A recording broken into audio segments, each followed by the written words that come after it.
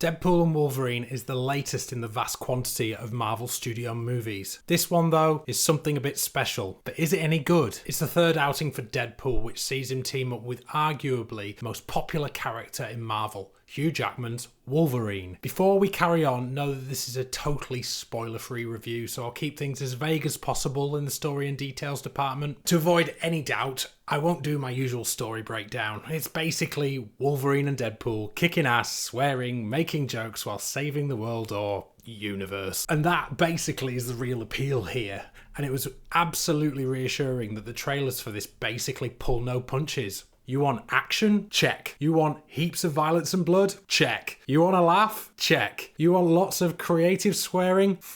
Check. You want to have some dream nerd scenarios happen? Check, yeah. You want fourth wall breaking, real world aware jokes that rip on Marvel, Disney, Fox, hell, even Hugh Jackman's failed marriage? Oh yeah. Check. It really is an entertaining comedy romp that riffs and rides on both successes and failures of Disney and 20th Century Fox's tenure in the comic book movie world, but it's by no means a seamless ride. The pro of this is its hook of having Deadpool and Wolverine together.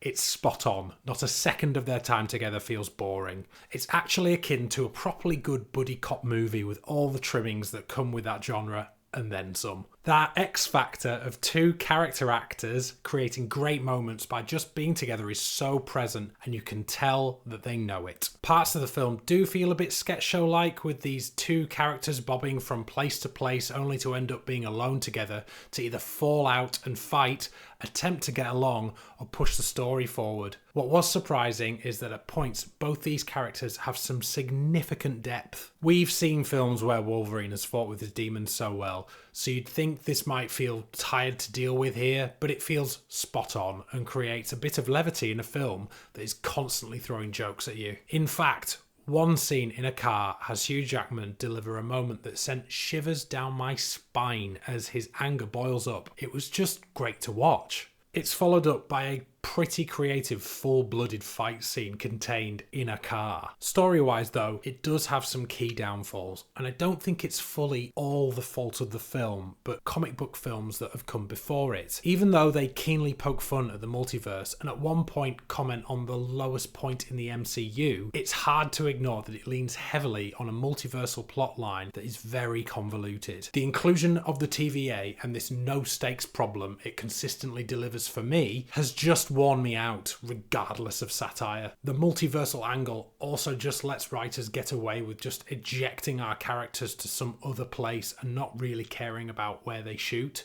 This, in my opinion, leads to bland set pieces, and even when the film pokes fun at some of the aspects of this, it's like it's aware of its own shortcomings. The no-stakes issue also is apparent from the lead characters both being basically unkillable, and fights between them, though fun, are just two men basically letting off steam. The characters normally associated with the Deadpool movies are sidelined in the story, and I felt Wade's connection to Vanessa and other characters from the past films was pretty threadbare. However, I feel like this was done wisely to focus on the key star feature of the film, but some may criticise it for forgetting about them. The main antagonist also develops with the most generic motivation in the final act, and built into this story are aspects of Marvel gone by that many may groan at. The film also feels overly long. Even though it makes jokes about long films and a line like "Don't worry, we're wrapping things up" towards the end, pointing out the issue doesn't absolve it. That being said, I have not laughed in a cinema so much in a long time,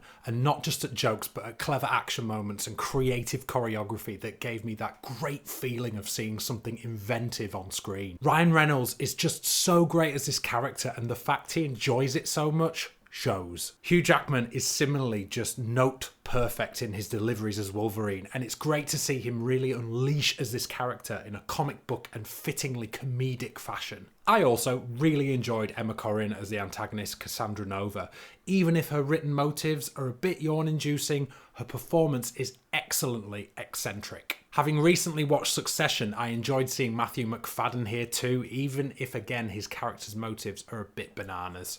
And honestly, that's how the movie is. It's a bit bananas, but pretty engaging, and so regardless of its story pitfalls, it's a fun ride on the first go. Soundtracks can often elevate movies, and this is stocked with well-chosen tracks that will stick in your head as you leave the cinema. Madonna's Like a Prayer is weirdly the one I felt wasn't the keenest fit, yet there it is, playing in my head as I think about the soundtrack. Before I conclude on this, I went to see this on a Sunday morning on opening weekend, and it was great to be in a screening with so many people who were clearly eager to watch this. The feeling of anticipation was palpable, and it's a feeling that I think is becoming rarer. It also meant that not one person spoke or interrupted the screening. It was a film that commanded attention, as from scene to scene it really did bring new fun things to the table. All in all, part of the joy of this film are the surprises it has in store, especially for the comic book nerds out there, but also for fans of cinema like me. It has a number of special moments that I don't want to divulge for fear of spoilers, but one or two were genuinely thrilling in the moment. However, I had a familiar feeling akin to Spider-Man No Way Home, one of excitement for a film, but a deep emptiness in story that feels overly convenient and ultimately a bit pedestrian and really wouldn't hold up as well to a rewatch. Seeing some great characters again, well realised, was fun, and I think ultimately though, that's what the film wants you to focus on, the fun. This is a realisation of a dream for so many people. Yes, it's got the cheap party tricks we've gotten used to with Marvel, but it delivers them well and with a touch of creativity and laughs, and ultimately, isn't that all you want from a Deadpool movie? It laughs at itself, its peers, and it's probably laughing at any nerds or critics getting their knickers in a twist about it. But the sheer creativity and interplay between well-chosen songs in action scenes, a bloody old boy style one-shot scene, some great moments of levity by both lead actors, as well as decent comedy, will have a large majority of people loving this. I'm somewhere in the middle. It was a good time, I had fun, and for once I didn't leave a Marvel movie thinking